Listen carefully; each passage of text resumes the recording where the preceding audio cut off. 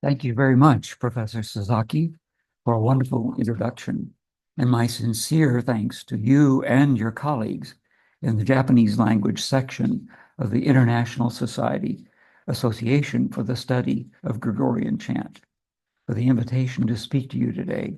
It's truly a great honor and a great pleasure for me to be here. I only regret that I didn't start looking for flights to Japan early enough to enable me to deliver this paper in person, but maybe someday. My topic today, though, is the beginnings of musical analysis in the West. I trust that all of you have a handout, and should you not have, I think you'll still find it possible to follow the lecture. Now let me share the screen, and we will get started.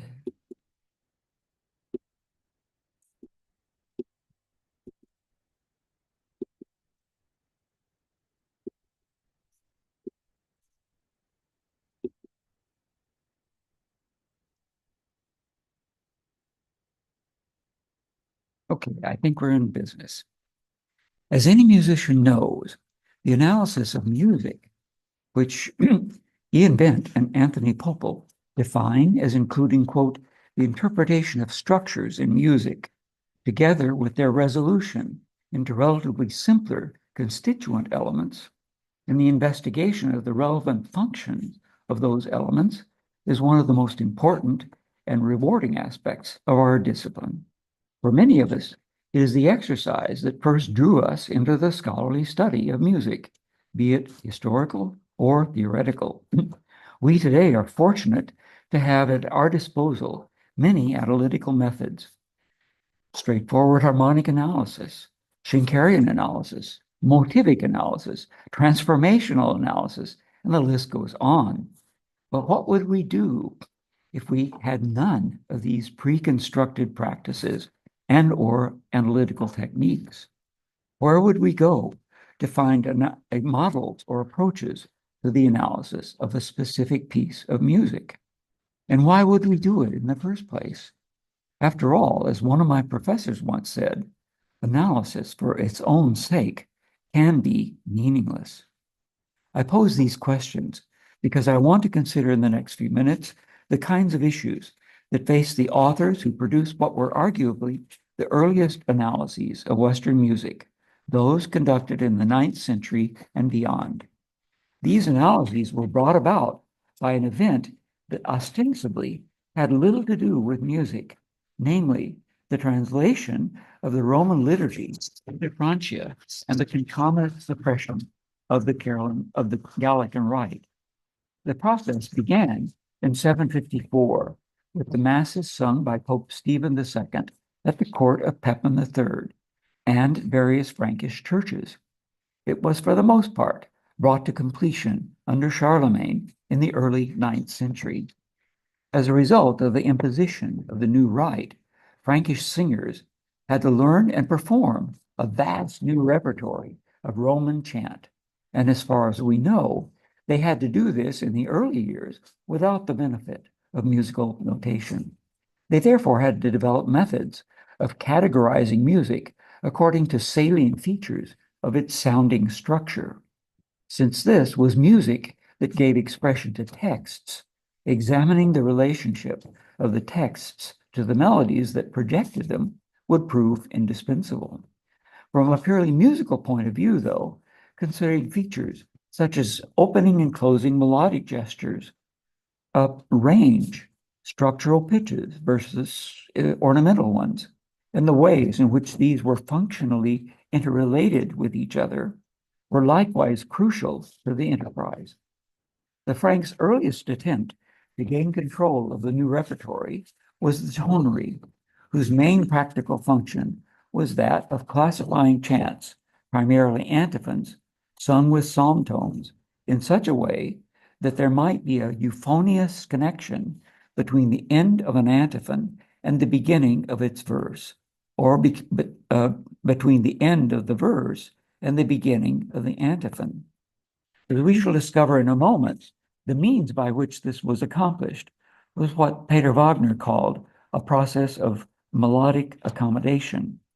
The melodic gestures that the beginnings and endings of chant melodies played a pivotal role here, and the structural principles that they embodied could be extended to the categorization of chants that did not involve psalm tones, such as graduals and hallelujahs. Making use of the 8 psalm tones and the differentiae, the tonary could classify a large number of chants into a relatively small number of categories, making them much easier to remember and perform. The importance of the tonary can be inferred in part from the fact that the earliest medieval theoretical writing on music, the Musica Disciplina of Aurelian of Riom, dating to 849 or 850 of the Common Era, is a tonary in prose form. It is also the source of what can be considered the earliest musical analyses in the medieval West. As one might expect, given the purpose of the tonary, the primary goal of much early analysis was a practical one, determining the intrinsic features of a given chant that would allow it to be classified and performed in the most efficient way possible. To return to the questions asked a moment ago, did Aurelian and his contemporaries have any sources they could employ for analysis? And if so, what were they? As it happens, there were at least 2 important sources available to Aurelian, both with roots in Greek antiquity. One of these was the theory of harmonics, transmitted primarily by Boethius in his Institutione Musica, written about 505 of the Common Era. Another was the discipline of grammar, as represented by several manuals, but principally by the 4th century Ars Grammatica of Donatus. Thanks to the work of Calvin Bauer and Michael Bernhard, we know that the Musica of Boethius started to be received in Francia by the 2nd quarter of the 9th century. The reception of Donatus began even earlier, in the last part of the 8th or the early part of the 9th century, as Louis Holt has shown. These 2 sources could hardly have been more different. The theory of harmonics had been developed by the Greeks as a means of studying the abstract concept of harmonia, the well-fittedness of things, the divine ordering of the universe. As a harmonic discipline, music was grouped among the mathematical arts of the quadrivium, number, a static quantity, in its various manifestations. Arithmetic, number is static quantity. Geometry, number in static spatial relationships. Music, number as quantity in motion. And astronomy, number in moving spatial relationships. The variety of topics within the discipline of harmonics itself was well encompassed by Boethius's Musica, which was essentially a translation of treatises by the Greek authors Nicomachus and Ptolemaeus. I've outlined its contents in text 1 of the first page of your handout. It provided to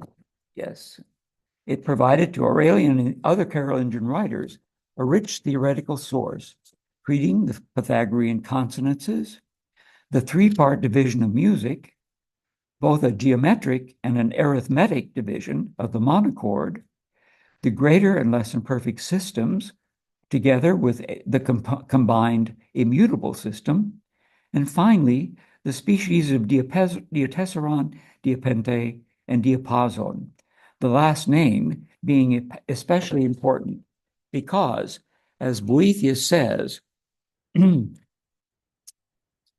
out of the species of the diapason consonants arise those things that are called modes, modi, which they also call tropes or tones.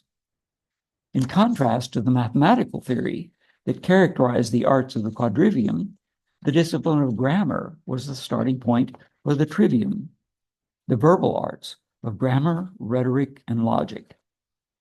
Whereas harmonic theory was devoted to explaining what might be considered the vertical ordering of sound, or indeed the ordering of the universe, the discipline of grammar had a horizontal orientation.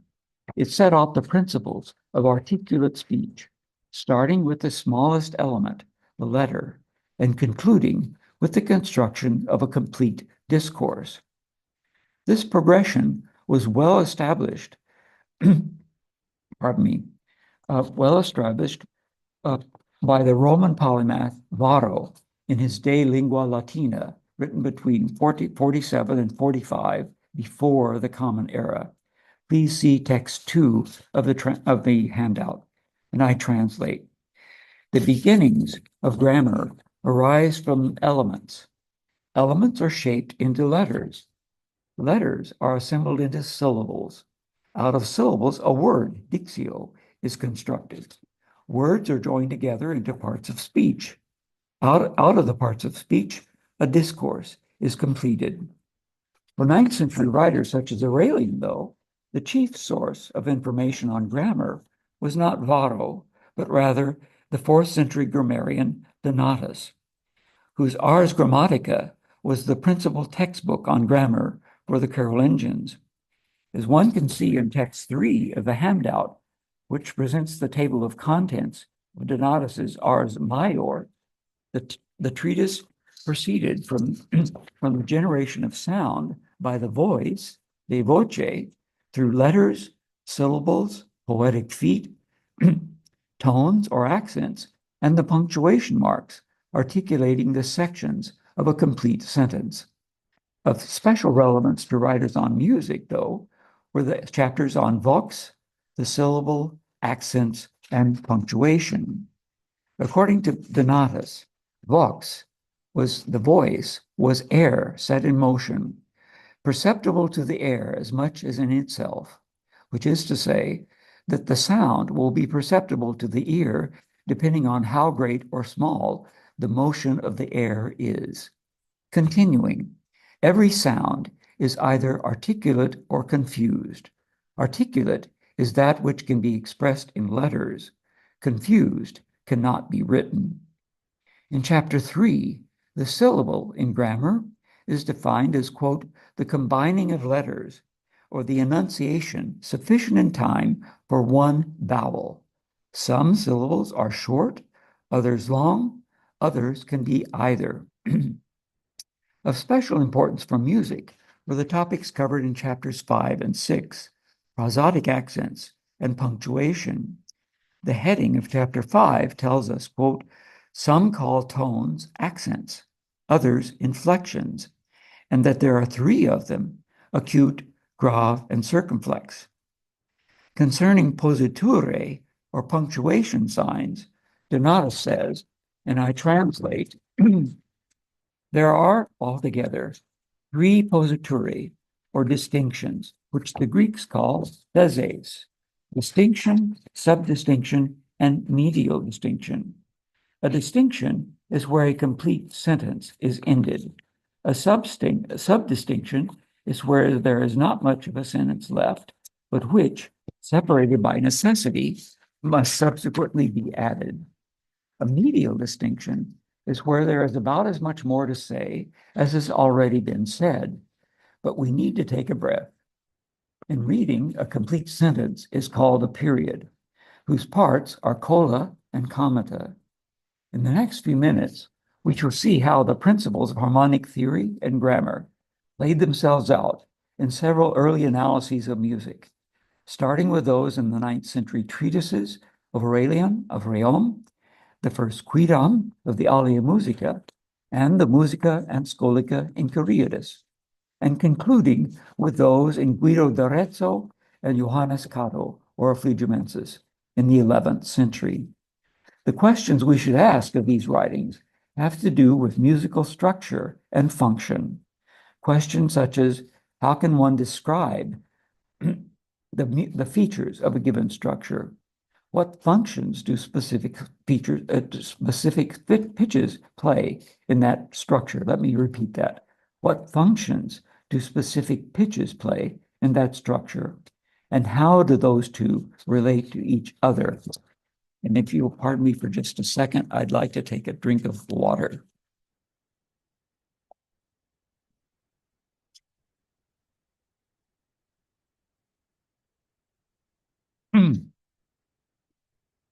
As mentioned a few moments ago, the earliest of the extant Carolingian music manuals seems to be the Musica Disciplina of Aurelian of Riom. In the preface to that treatise, Aurelian reports that he had been asked by his monastic brethren to write about certain paradigms of melodies, regulae modulationis, that are called toni or tenores. As this phrase suggests, the main body of the work, chapters 8 through 19, is essentially a tonary in prose form, but its introductory chapters are a fascinating canto, with pieces stitched together from several earlier sources combined with Aurelian's own additions. A particularly telling example of this may be found in the second chapter of the work, concerning the name, musica, and its inventors, and how the forms of numbers may have been found. Following Boethius's Musica, Book 1, Chapter 10, almost verbatim, it relates the story of Pythagoras, discovering that the sounds of 4 hammers striking on an anvil produce the intervals of the octave, diatessaron, diapente, and tone. Please see example 1 in the handout. After the introduction of the proportions for each interval, however, Aurelian inserts an illustration of each of these, namely an introit drawn from the repertory of plain chant, the ductus of each of which does indeed manifest the intervals in question. As he states, the octave may be found in inclina domine, quote, and all that are found in the first tonus, and the diatessaron in confessio et pulchritudo, quote, and all those that are entered in the authentic deuterus tonus, the diapente in circum dederunt me, and others that are found in the authentus tritus, and the tone in puer natus est nobis, and all that are ascribed to the norms of the authentic tetrardus. Clearly, the reception of ancient Greek harmonic theory and the relating of its principles to medieval chant had now begun. 3 of the 4 chants listed in this passage later formed the kernel of the first quidam of the Alia Musica. The connection with Boethius is cemented by the fact that 3 10th century manuscripts of De Institutione Musica include Aurelian's musical examples and even his descriptive vocabulary as glosses to the presentation of the ratios of the Pythagorean consonances in Book 1, Chapter 10 of Boethius's work. The remainder of the principal part of Aurelian's handbook is a verbal tonary, treating verse chants and their characteristics. See text 4 in the handout and example 2. The tone is set in chapter 10 in Aurelian, where one reads that the category autentus protus has several subcategories or varietates. In Aurelian's words, quote, the first authentic has numerous varieties. It contains 3 varieties for the introits. According to Aurelian, these subcategories are present in order to facilitate the joining of the end of the verse to the beginning of the antiphon. As he says in text 4, the first authentic tone has several varieties.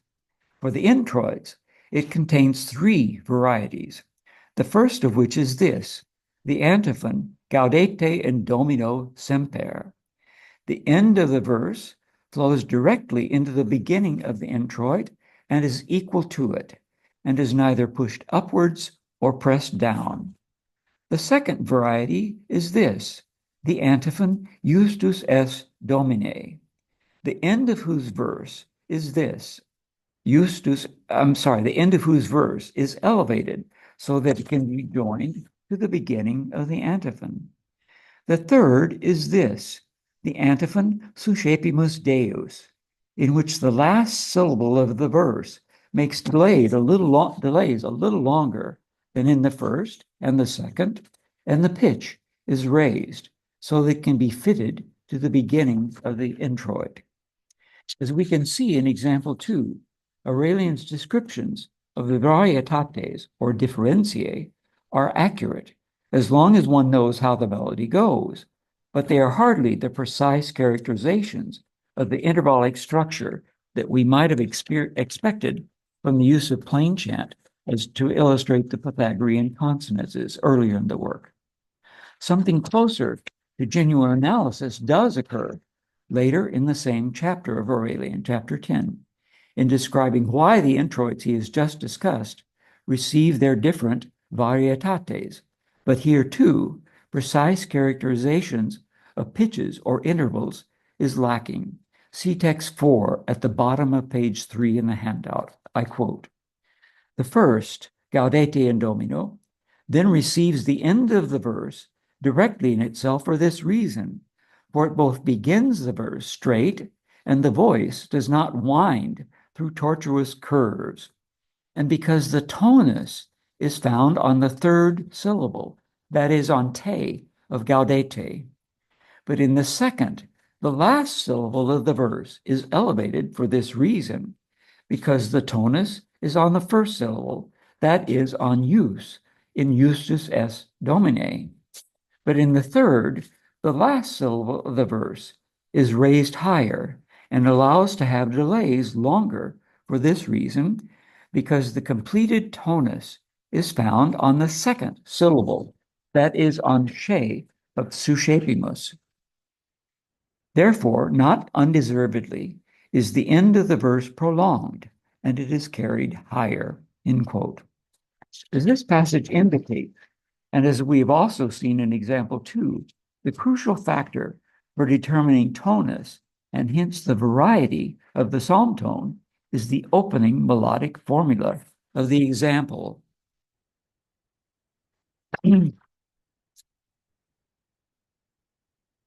Thanks to the modern edition of the introit of the Graduale Romanum and the respective varieties as transposed by Joseph Ponte, we today can easily follow Aurelian's analytical methods, but nowhere does he refer to specific pitches or intervals as he had done in the passage he borrowed from Boethius.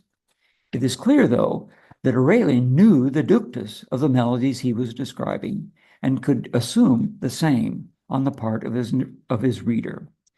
But if Aurelian could be content with describing the connections between the ends of psalm verses and the beginnings of their respective antiphons in general terms that we just encountered, the same does not apply to the core of psalmody, the psalm tones themselves. See text 5 in the handout. In chapter 19 of his work, Aurelian provides detailed descriptions of several of the psalm tones. The first of these is that for the protos authentic, which he introduces by saying, quote, "In accord with the hearing of the singer and the visual inspection of the notes, the tonus is perceived to produce a connection, however subtle, at the beginning of the verses." He then provides a syllable-by-syllable analysis of the psalm tone itself. I translate the first part, starting with text in text 5 with igitur. You may find it easier to follow the notated example I've provided beneath the text. I quote, "Therefore, in the reciprocating patterns of introits, if a verse of the same tonus has 16 syllables, as in Gloria Patri, et Filio, et Spiritui Sancto, the first syllable, that is glow, will begin moderately, i.e., at a moderate pitch. And the second, that is re, will be enunciated with an acute accent. For this reason, if it is a dactyl or a short syllable, but if it is long, it will rejoice in a circumflex. The third, that is a, will be held with a suspended voice, that is on the same pitch. After this, the fourth, that is pa, if it is long, like this syllable itself, which is lengthened by position, in this, an acute accent of the voice will be raised, end quote. Aurelian goes on to say that the eighth syllable, that is li, will be circumflexed. The ninth, that is o, will be made acute. And the 12th, that is re, will be turned around, circumvolvetur, which I take as another word for circumflectetur. After all, ratio sermonum was a goal of good writers then as it is now. As described in this now, as detailed as this analysis is, nowhere in it can one find any reference to specific pitches or intervals. Instead, the language in use here is that of the Ars Grammatica in its discussion of prosodic accents. Aurelian's use of it should come as no surprise, given his projection at the outset of his work that he was going to discuss toni seu tenores. You should recall that the same equation had earlier been made by Donatus in his Ars Major in conjunction with his treatment of the prosodic accents. As we see, tonus alii accentus alii tenores nominat. Some call tones accents, others call them inflections. As we have just seen in chapter 2 of his Musica Disciplina, Aurelian invokes one of the most striking images of Boethius's harmonic theory, namely Pythagoras' discovery of the consonants he heard emanating from a blacksmith's shop. Yes, the pun is intended.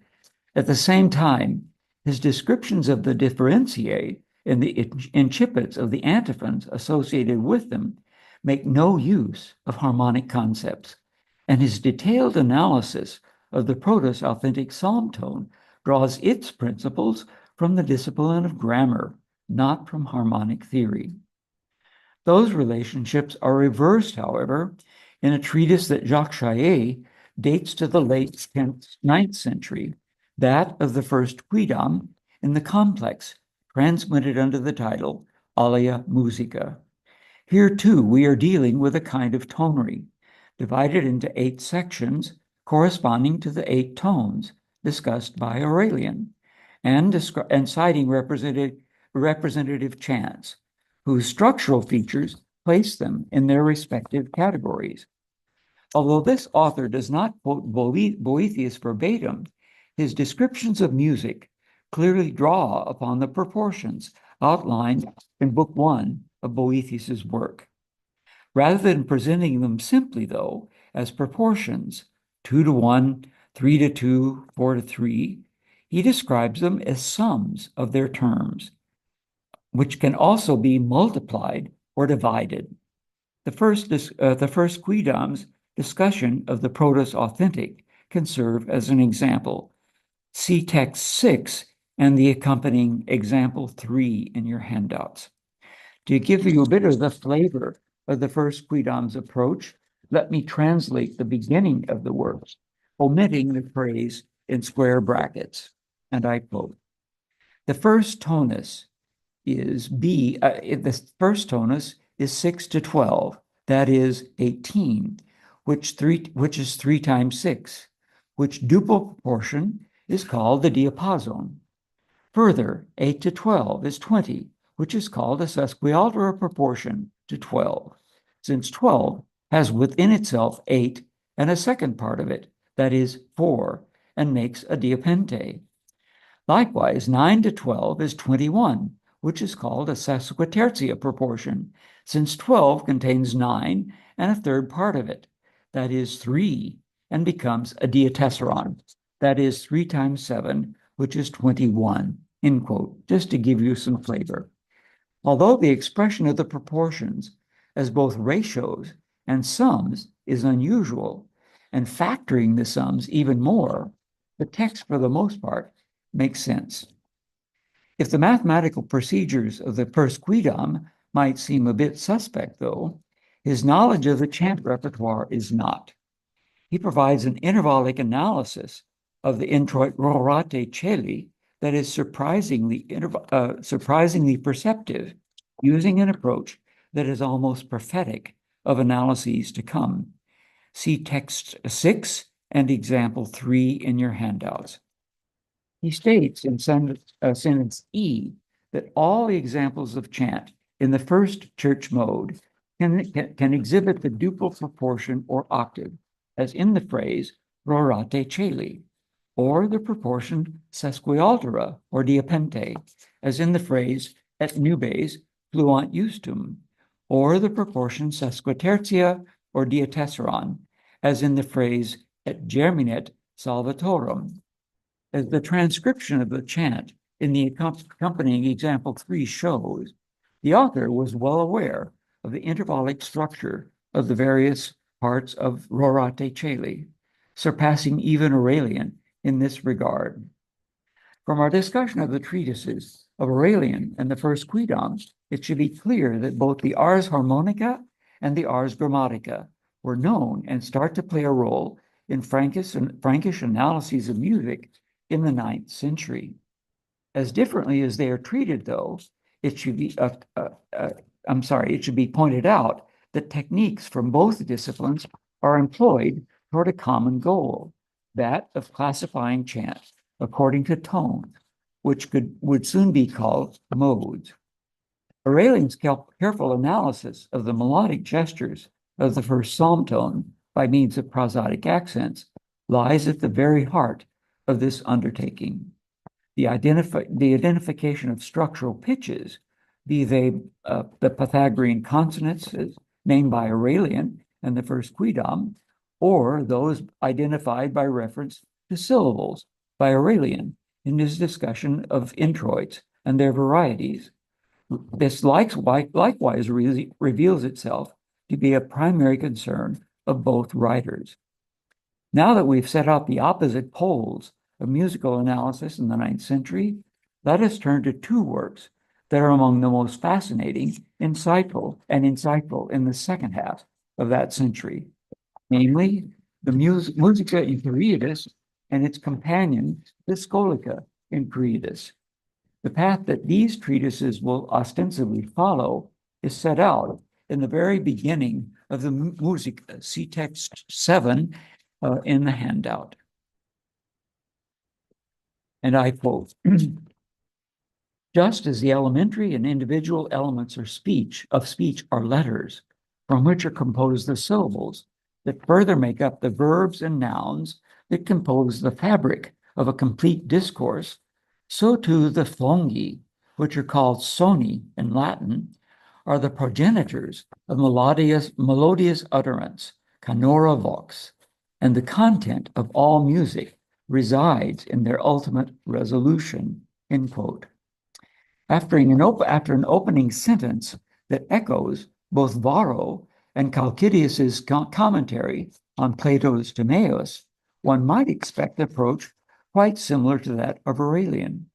That such is not the case, though, becomes clear from the sentence immediately following, starting at the end of line 4 in your handouts, quote, from the joining together of sounds come intervals, diastemmata. From the joining together of intervals, in turn, come tone systems, systemata. To quote Dorothy in The Wizard of Oz, quote, we're not in Kansas anymore. This becomes even more evident in the sentences that follow, in which 4 thongi are set out that become the theoretical basis for the entire treatise.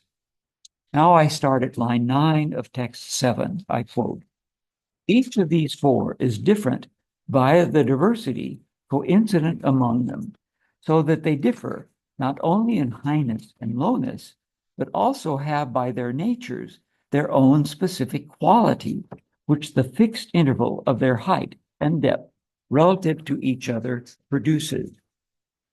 The names of these 4 sounds, the Dazea notational symbols representing them, and their fixed intervals in relation to each other are then given. This is text 7, lines 15 through 23. I quote again. The first and lowest is called protos or archos in Greek. The second, deuterus, standing a tone from the first. The third, kritos, standing a semitone from the second. The fourth, tetrardus, standing a tone from the third.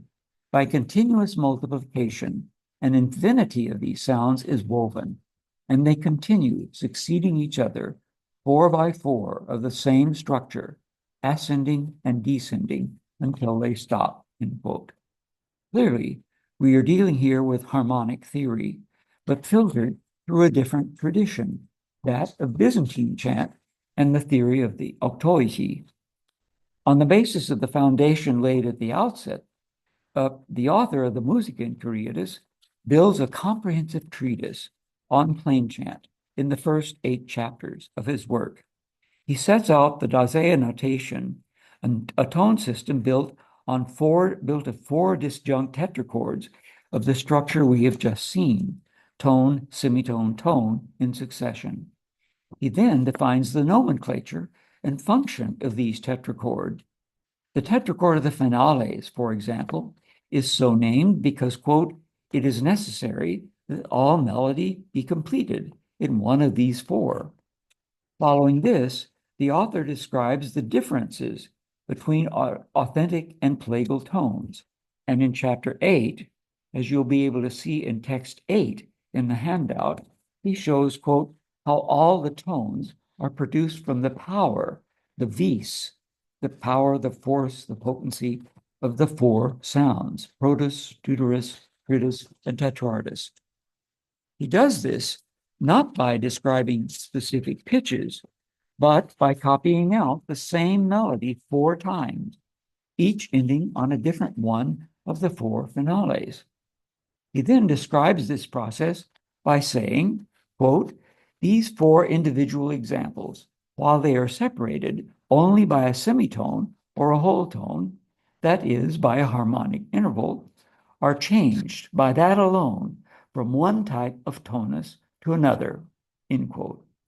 The author's use of the term harmonic interval, harmonicum spatium, would lead us to expect that his further treatment of the tones would follow Boethius in some way, but this is not the case.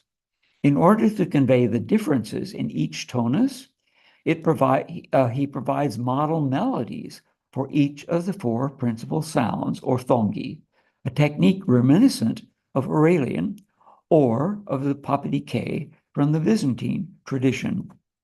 The pivotal chapter of the work, however, the one introducing the study of organum, is the 9th, which you see in text 9 in the handout. It treats the differences between the thongos et sonos, between tonos and epogdos, between tonos and epogdos, and also what toni et modi sibi trovi are, along with particula, diastema, and systema. Not only the title, but the first 14 lines of the chapter are laced with Greek terminology or harmonic theory. The author even provides a definition of harmonia itself. Quote, and I quote him, harmonia is the apt joining together of diverse pitches, which is interesting because it is not Boethius's definition, which I translate. Harmonia is the union of the many and the agreement of those disagreeing. But at the end of the chapter, the Incurritus author returns to the discipline with which he had begun his work, the ars grammatica. After making reference to the tones, modes, or tropes using Boethius's terminology, he continues with a long section describing the formal structure of music in terms derived primarily from grammar. See text 9, starting at line 16, and I translate. The particles of a chant are its cola and comata, which distinguish the chant by its endings, but cola are made via the apt joining together of 2 or more comata, although it sometimes happens that a comma and a colon cannot be distinguished from one another. Comata are made by arsis and thesis, that is, by rising and falling, end quote. Most important for our purposes, though, are the concluding sentences, which show how grammar and harmonic theory interact in articulating musical structure. And I quote, "The space between the highest and lowest pitches of a comma is called an interval, diastema. Such intervals may sometimes be smaller than that which we call a whole tone. At other times, it may be greater, having the interval of 2, 3, or sometimes several tones. Furthermore, just as cola are composed of comata, so too do we give the name intervals, diastemata, to spans within commas. These spans that are in cola or in any complete melody, we name systems, systemata. Using together concepts from both the Ars Grammatica and the Ars Harmonica, this passage would prove to be quite important for some subsequent writers, beginning with the author of the Scholica in Cariadis. Please see text 10 in the handout. In his discussion of mode or trope in the section of the Scholica that corresponds to the chapter that we have just discussed, the master points out that, quote, "the vis of any trope is perceived to reside particularly in some final sound, for which reason the trope settles upon ending. It must be added, however, that the final sound and its most frequently associated ones, sociales, are found at the ends of comata or cola. For moreover, each sound not only has associated sounds at the fifth, but it also seeks those others comparable to itself at the fourth. So in particles, which are the membra of a chant, the cola and comata, ascending or descending, nearly always seek out these sounds associated with the final. And the melody, whether ascending or descending, seeks to reach them." To illustrate these points, the author of the Scholica provides a musical example written out in a Dazea notation that is made up of 2 comata, and I provided a transcription below the text. The first comma moves from A down to E, the second from G down to D. The master's own description links the melodic ductus of the example with the theory of modes or tropes he has just been explicating. See the text following the Dazea example. I quote, "See how each comma descends through 4 sounds and how the particle ends on that sound from which it begins, that is, from a protus. On the other hand, what we call cola are those larger particles containing 2 or 3 or more comata, which also display certain suitable distinctiones among themselves. Furthermore, comata, coherently succeeding one another as they rise and fall, make up a colon. Sometimes, however, there are places where the terms colon and comma can be used with equal validity," end quote. Important to note here are the intervals outlined by the 2 comata. They define a tonal space circumscribing a fifth, A down to D, starting and ending on a protus sound, but subdivided into 2 comata, each spanning a fourth, A down to E and G down to D. Here, the phrase structure described in terms of grammar is reinforced by the intervals that the author of the Musica had just designated as harmonic, serving at the same time to project the tonal structure of the first tonus, namely protus. Yet another method of distinguishing structural and non-structural pitches in a phrase is likewise drawn from grammar, the difference between long and short syllables, which in Donatus and other artes grammaticae are discussed under the heading of accents. Because long and short syllables are measured in time in metric poetry, the author of the Scholica employs that distinction as yet another way to articulate the phrases of a text, and at the same time to underscore the structural pitches in a melody.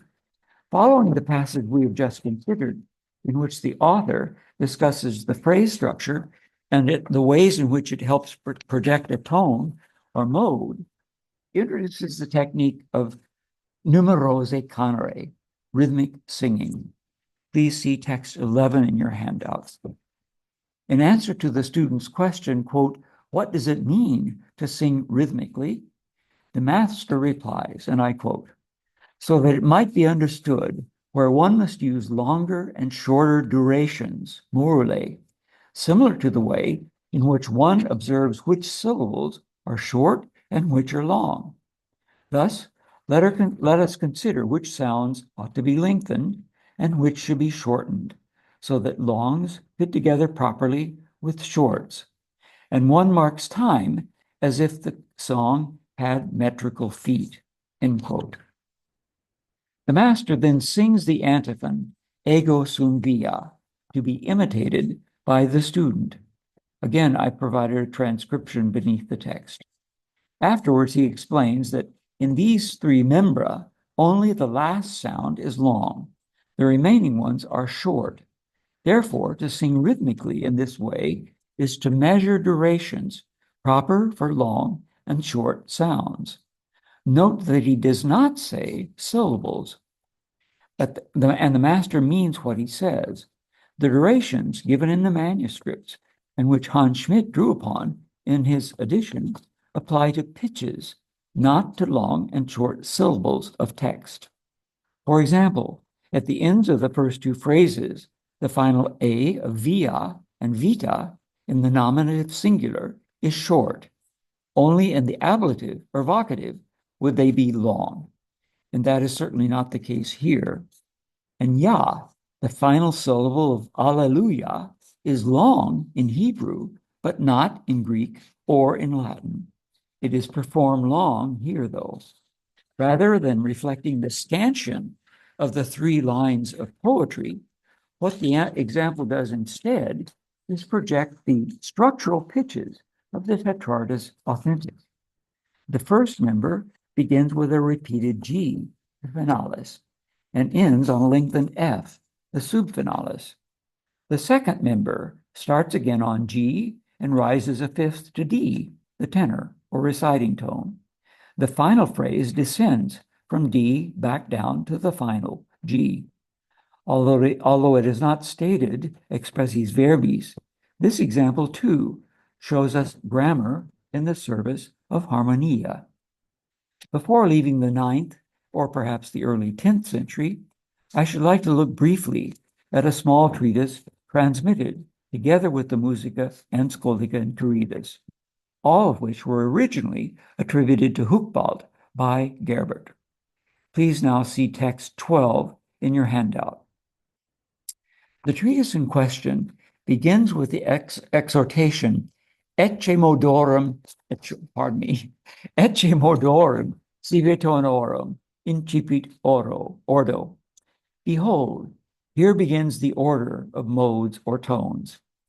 This treatise is dated to about 900 in the source catalog of the Lexicon Musicum Latinum, and can hardly have been written before any earlier than that. It makes extensive use of ancient Greek vocabulary for harmonic theory, including the nomenclature for the string names, tetrachords, and modes, which it calls tropes. Hence, it must postdate the treatise of Hucbald. I mention it here primarily because it also makes extensive use of grammatical terminology and concepts, such as arsis and thesis, membrum, cola, comata, and distinctiones in defining modes or tropes. Indeed, it is the first treatise I know that defines modes in terms of distinctions situated on fixed pitches, a theoretical innovation that is usually associated with Guido d'Arezzo. Like Aurelian's Musica Disciplina, ecce modorum is in essence a tonary. It goes through all 8 tropes or modes, describing each with the number of tetrachords it can encompass, its range, the pitches upon which its distinctions can end, the consonances it contains, and whether it makes use of the seminon tetrachord. After he has described all of the tropes in this manner, The author, in discussing the first tropes, takes issue with those who count 5 distinctions. I translate. Moreover, because, he said, in the same trope there are 5 distinctions, it should be known that because a cantilena and sententia are distinguished in the same manner via distinctiones, since the sustaining of the human breath, moving in cola and comata, comes to rest there, the body of a cantilena is composed of arsis and thesis, that is, the raising and lowering of the voice, until it is terminated by means of a period, that is, in a clausula or circuitus, distinguished via distinctiones through its members. Verbi gratia, the Alleluia, justus germinavit sicut lilium, has its distinction in the licanos hypaton, which is D, et florebit in aeternum. Likewise, as we can now see from the distinctions on D that I've circled in the example, he was right. A few moments ago, we looked at a passage in the Scholica in Quiritus that involved what the author calls numerose canere. We discovered that although the author relates this type of singing to metric poetry, he actually applies the principles not to the text, but rather to the measurement of the length of pitches. That principle is picked up by Guido d'Arezzo, who presents it in extended form in chapter 15 of his Micrologus, written about 1025. See the text 13 in your examples. In a passage that became the subject of several commentaries in the Middle Ages and several translations and commentaries in the 20th century, Guido makes the following statement in my translation. Therefore, just as in metric poetry, there are letters and syllables, parte, feet, and verses, so too in music, harmonia, there are thongi, that is, sounds, of which 1, 2, or 3 are joined together into syllables, which, either alone or repeated, form a pneuma, that is, a part of a song, and 1 or more parts make a distinction, that is, an appropriate place to take a breath, end quote. Just as the author of the Scholica in Quiritus had done, Guido makes no attempt to link the grammatical units of letters, syllables, parts, and verses directly to music from a text, but rather uses them analogically to create a grammar of music that functions independently of the text. The smallest musical unit of 1 to 3 thongi corresponds to the syllable in grammar. The next larger unit is the pneuma, or melodic phrase, corresponding to the pars, or membrum in grammar. 1 or more of these pneumai, or parts, can constitute a distinction, whose identifying feature is that it is, quote, an appropriate place to take a breath. Crucial here is differentiating the various units from each other. Crucial to differentiating the various units from each other is the degree of lengthening that will apply to the last note of a given unit. Continuing in Guido's words, the second paragraph of text 13, the hold, tenor, that is, the sustaining of the final pitch, however small it is in a syllable, is longer in a part, pneuma, and is longest in a distinction, is a sign of these divisions. Thus, it is necessary that one mark the time in a chant as if by metrical feet, so that some pitches may have a length, a mora, twice as long as others, or twice as short, or a tremula, that is a varied hold or tenor, whose length a horizontal stroke placed next to the letter sometimes indicates, end quote. Here, the lengthening of the final sound as a means of demarcating the units of a melody plays an even more prominent and differentiated role than it had in ego sum via in the Scholica in Quiritus. Unlike the author of the Skolka, however, Guido gives us no musical example to demonstrate the principles he is outlining.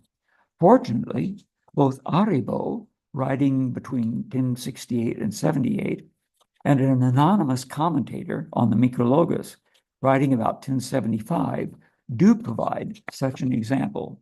Please see text 14 from Smith's von Bosberger's edition of the anonymous Commentarius in Micrologum and the accompanying example, which is from an article by Calvin Bauer with the title, The Grammatical Model of Musical Understanding. Beginning with the second paragraph of Guido's chapter 15, which begins with the word tenor, the commentator states, quote, concerning which tenor or extension, Guido says, that whole tenor, that is the sustaining of the final pitch, etc. Dixit dominus mulieri, canonae. You should have as a syllable that one word, dixit, as a part, dixit dominus, as a distinction, dixit dominus mulieri canonae. In dixit, the final xit should be extended a little. In dixit dominus, the final nous is lengthened more fully. In dixit dominus mulieri canonae, the final I is extended the longest, end quote. Recall that in ego sum via, the musical example in the Skolika and Caritas, the pitches emphasized by lengthening were actually structural notes in the tetrardus authentic, the tenor or reciting tone, the subfinalis and the finalis, D, F, and G. In the musical example that appears immediately beneath the text 14 in the handout, Calvin Bauer has applied the principles outlined in Guido's chapter 15 and the commentaries upon it to the entire antiphon, Dixit Dominus, Dixit Dominus. Hence, you see in the example the letter S for syllable, P for pars or part, and D for distinctio. Bauer demonstrates that parsing the antiphon according to the grammatical principles we have been discussing serves to project the tonal structure of the piece. For example, the line rises from D to G, then elaborates it through repetition and excursions to neighboring pitches, F and A. The second line places D at the end of a syllable before returning to G at the end of the part. Phrases 3 and 4 emphasize both F and G through reiteration, but return to G at the distinction. Phrase 5 unfolds the 5 pitches above G, closes the first syllable on the high D, and after returning to G at the close of the part, elaborates G for the remainder of the phrase. The last and longest phrase, 7, ornaments G with a gesture recalling the opening of the antiphon. It emphasizes F at the close of the part, then rises to C before returning to the final G. In Bauer's view, an interpretation based on the grammatical model articulated by Guido and his commentators actually reveals a hierarchy of pitches in the antiphon Dixit Dominus. At the most fundamental level, G, the final, is clearly the focal point in the tonal structure, forming the end of more grammatical units than any other pitch.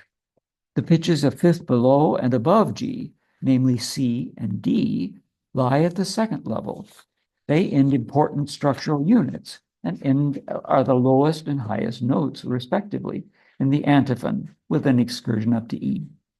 Pitches of fourth below and below the fourth above and below the final, D below and C below, above, along with the subfinalis F, form a final level in the tonal hierarchy. Whether one accepts the details of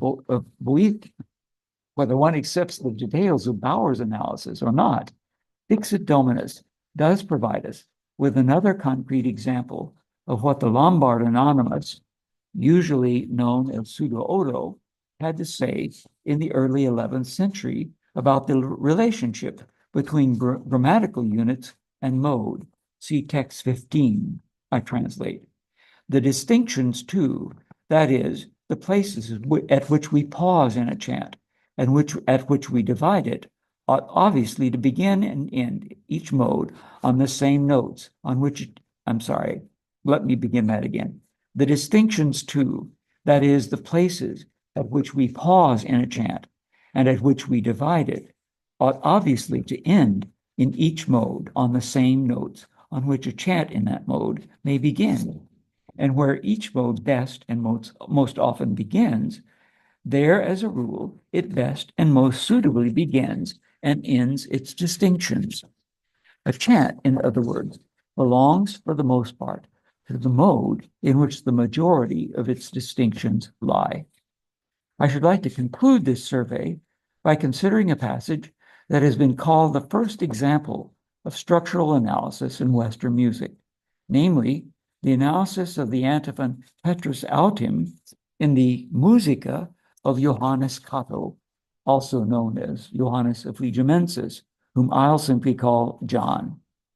His discussion of the antiphon takes place in the 10th chapter of his work, which carries the heading on the modes, which we improperly call tones. As I've written elsewhere, John provides in this chapter what can be considered the first history of the church modes. Although one cannot make the same statement about his discussion of the relationship between grammar and music, his treatment of the topic is by far the most extensive among the sources that we have considered here. Early in the chapter, John considers modes and tropes from the standpoint of etymology, first relating the term modus to modulando or modulando, and saying that tropes were so called from turning back, from tropos, or turn in Greek. He then scrutinizes Guido's statement that the modes were improperly called tones, and states, quote, "If we consider the point more carefully, that term will seem not totally misapplied." His rationale for this is that while the Latini Antiqui considered only a certain musical interval a tone, 8 to 9, grammarians usurped the term and began to call the accents of words or the vocal inflections at the ends of phrases tones. He takes this idea even further in the section that I've reproduced in text 16 of the handout. I read from Morenbab's translation, quote, "Or very likely, the modes are called tones from a resemblance to the tones that Donatus calls distinctiones. For just in prose, 3 kinds of distinctiones are recognized, namely the colon, that is member, the comma or incisio, and the period, clausula or circuitus. So also it is in chant. In prose, where one makes a pause in reading aloud, this is called a colon. When the sentence is divided by an appropriate punctuation mark, it is called a comma. When the sentence is brought to an end, it is a period," end quote. Of course, Donatus had actually treated those divisions in a chapter headed Depositures, but no matter. John was not writing this chapter as a research paper in graduate school. What is important here comes next, though, where he applies these grammatical principles to the analysis of chant. See the second section of text 16 in the handout. And again, I quote, "Likewise, when a chant makes a pause by dwelling on the 4th or 5th note above the final, there is a colon. When in mid-course it returns to the final, there is a comma. When it arrives at the final, at the end, there is a period. So in the following antiphon, Peter, therefore, colon, was kept in prison, comma, but a prayer was made, colon, for him without ceasing, comma, of the church unto God, period." In this way, it can be seen that not entirely without justification are the modes called tones, and not inappropriately do they receive the nomenclature of the punctuation marks or the accents, whose varieties they copy, end quote. Here, one might think that the text provides the basis for the prosodic analysis, but it does not. A purely textual analysis would not place a colon between autem and servobatur, for example, nor would it place a comma at the end of carcere and a colon after fiebat. Instead, it is the harmonic intervals at the ends of phrases that define these units.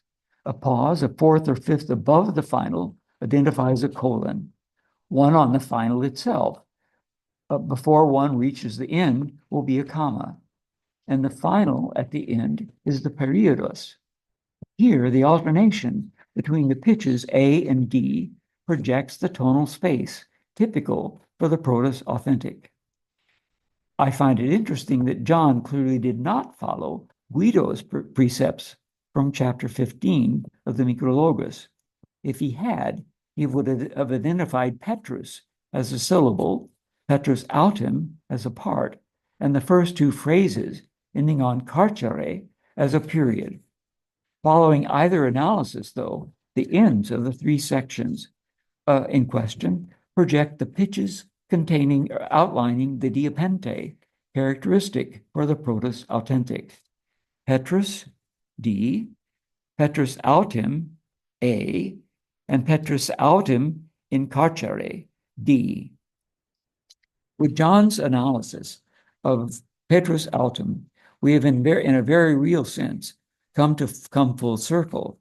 John's treatise begins with a division of the monochord, a quintessential feature of Boethian harmonic theory, and it makes full use of the terms and concepts of the ars harmonica as appropriate for his discussion.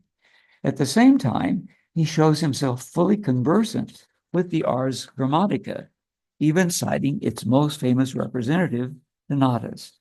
And just as in his chapter 10 reconciles the principles of harmonia and grammar in defining the modes, so too his treatment of Petrus autem fuses elements of the ars harmonica together with those from the ars grammatica to create a musical analysis that fully deserve the name.